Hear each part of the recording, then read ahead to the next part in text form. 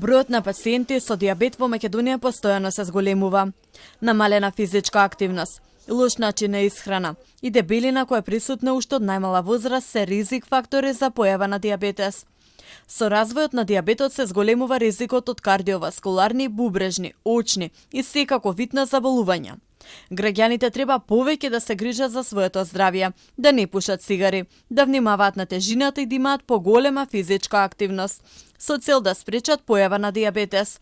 Ова беше заклучокот на денешниот настан по повод Светскиот ден на дијабетесот. Ние имаме исто така и пораст на дебелината, на детската дебелина. Значи, ако се проложи со овој тренд, бројките ќе растат. Се трудиме со превенција на сите овие состојби да го намалиме ризикот за дијабетес. Во Македонија има регистрирано 120.000 луѓе со дијабет, а од нив околу 4.000 се со дијабет тип 1.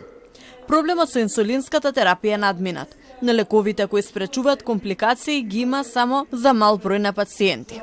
Од Сојузот на дијабетичари очекуваат дека наскоро ќе биде решен и овој недостаток. Ние очекуваме едно од решенијата прво да биде промената на позитивната листа на лекови, додатно отворен пазар дел од особено оралната терапија, и второ е во стратегијата за 25, односно буџетот, да се зголеми значително процентот на 10-15% од сегашните бројки на терапија што добиваат лица со дијабетес.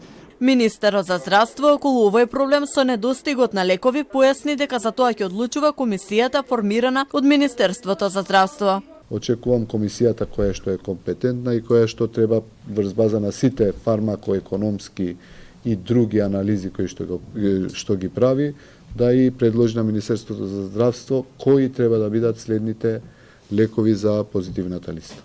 Изминатата година дијабетичарите ја прогласија за најтешка, бидејќи немаа терапија и беа оставени сами на себе да се снаоѓаат.